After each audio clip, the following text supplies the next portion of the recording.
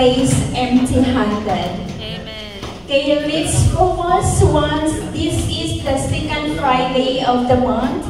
As what we are normally we are doing is we have to do praise and worship today. And I believe that you're excited here to come to worship to our living God. Are you there? Amen. May I say amen? Amen. Amen. Before I will share the word of God, let me tell you that life has a way and is bringing unexpected storm. There are storms that it won't come to your life unexpectedly. Will you believe? Amen. There are storms that it will come to your life quietly. Dahan-dahan. And there are storms that it will come to your life will bring a bad report. And there are storms that will come in your life that it will break your relationship. Amen. And there are other times the storm will crush and shake everything, and you are thinking that it will not be shaken.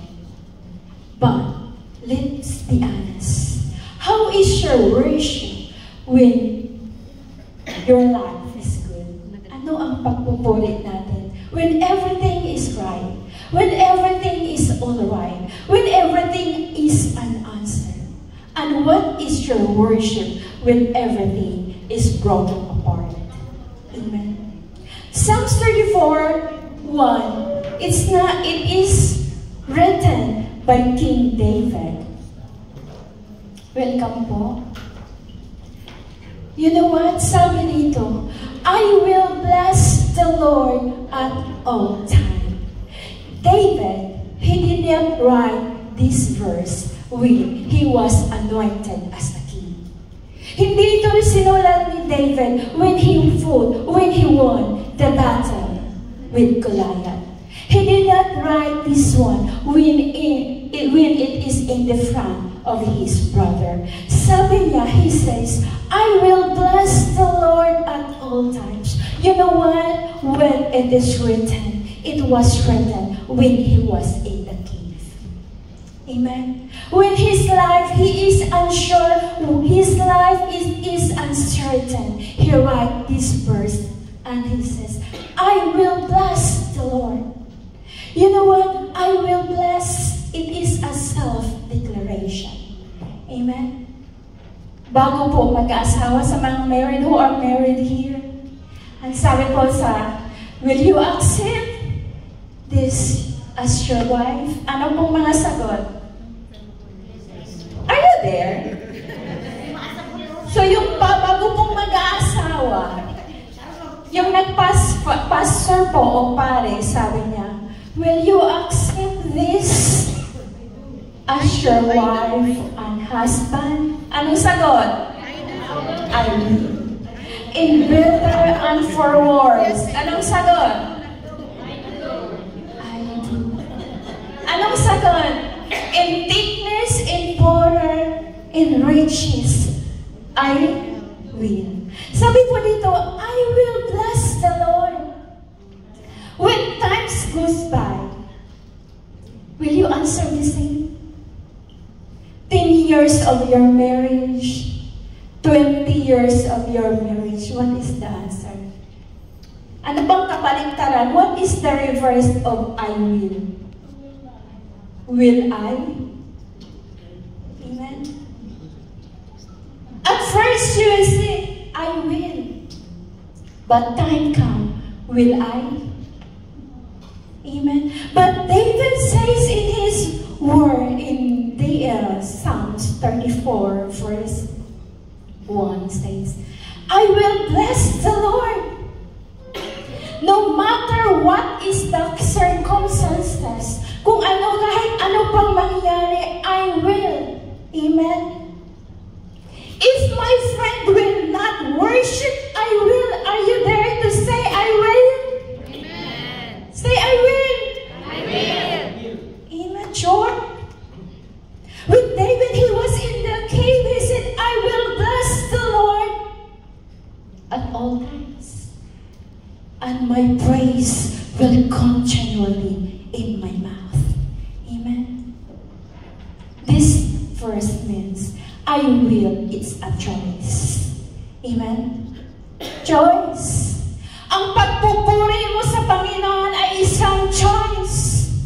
Amen? It's not because the worship team came here. It's not because the instrument was played and only you will worship. You will worship to the Lord. It's your choice. Say amen. Amen. Are you there? Tulog pa ba kayo? I want you to be responsive in the Word of God. Amen? Sabi ko, I will bless the Lord at all times.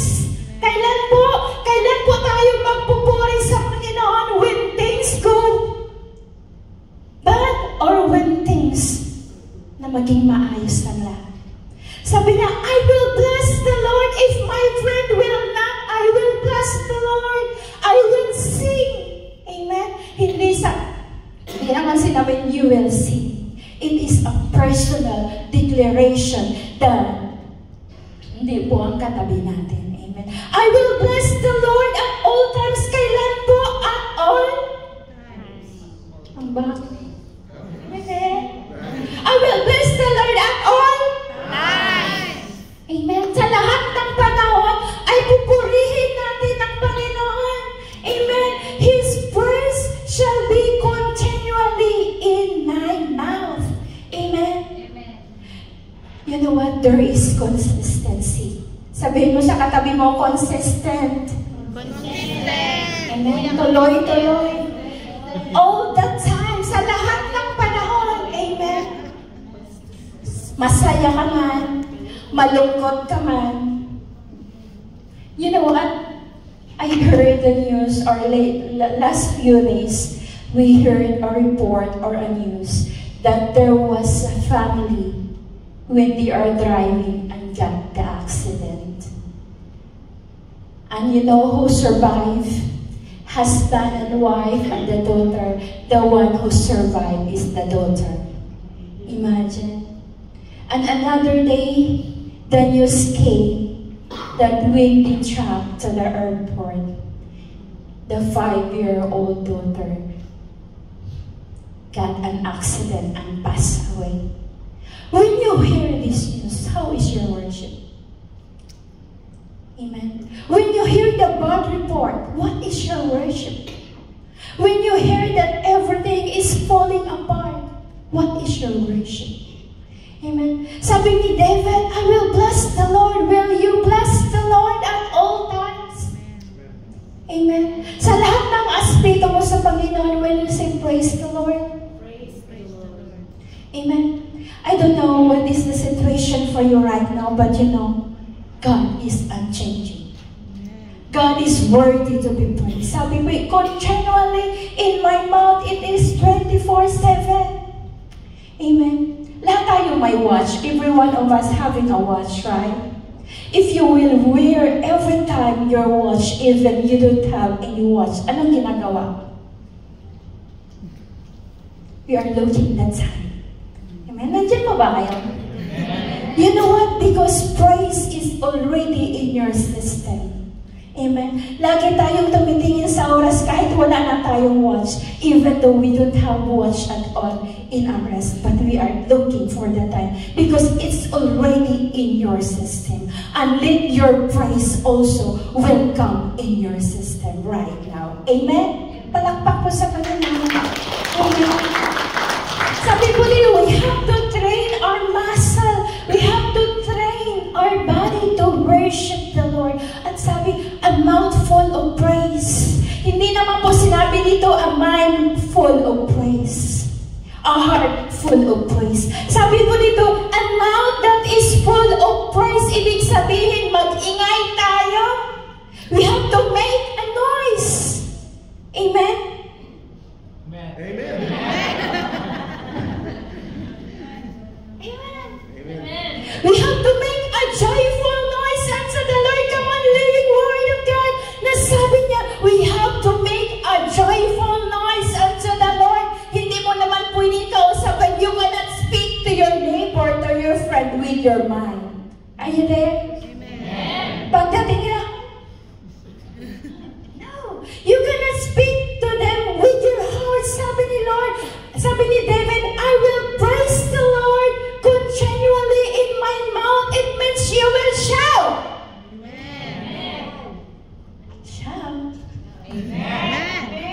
Paano ba kayo sumigaw ng papuri sa Panginoon?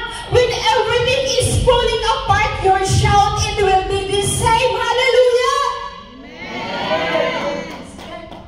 Palakpak po!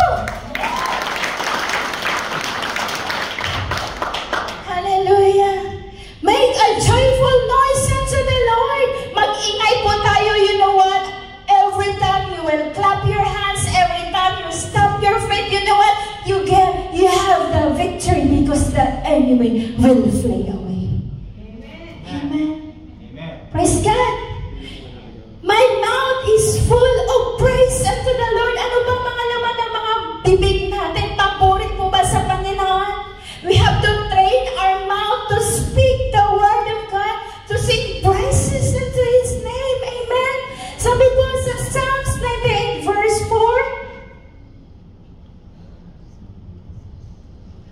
make a joyful noise unto the Lord. Shout joyfully to the Lord, all the earth. Break forth into song and dance and sing praise. Amen? Amen. Kahit mabibingi ngayon, it's time to worship, it's time to praise. Huwag mong pakinggan yung katabi mo kahit sintonado yan. Amen? Kahit ganun-ganun yan, but you know, shout joyfully. May sumisigaw ba na nalulungkot? Is there anyone shouting that is crying? Maybe that's different sound. But you know, sabi ng Panginoon, shout joyfully. Sumigaw kang nakangiti kasi may joy ka sa puso mo. Amen? Amen. Hallelujah! All the earth. Hindi tayo lang, buong mundo. Amen? All the earth and bring forth song, dance, and praise unto the Lord. Hindi na tayo magtitigpi. Ay sabi, no, I cannot dance because sasaya akong kaliwa yung pa ako. Amen?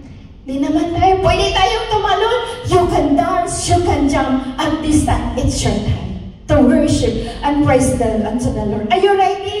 Amen. Maybe one of you will be having a Wi-Fi praise. Alam mo yung my Wi-Fi? When the signal is strong, connection is very strong. When the Wi-Fi, katulad dito ngayon, walang signal. Amen. When the Wi-Fi has no connection, ganun din po ba ang pagpupuri natin sa Panginoon? If you are connected, ang saya-saya mo, I will praise and will post in my FB page. I will declare the word of the Lord. I am connected, but what if the moment that you are lost or you don't have any connection? Amen. Our praise, it should not be if you have a Wi-Fi connection, if you don't have a Wi-Fi connection, but our praise, it should be in the source. Amen. Your source is the Lord.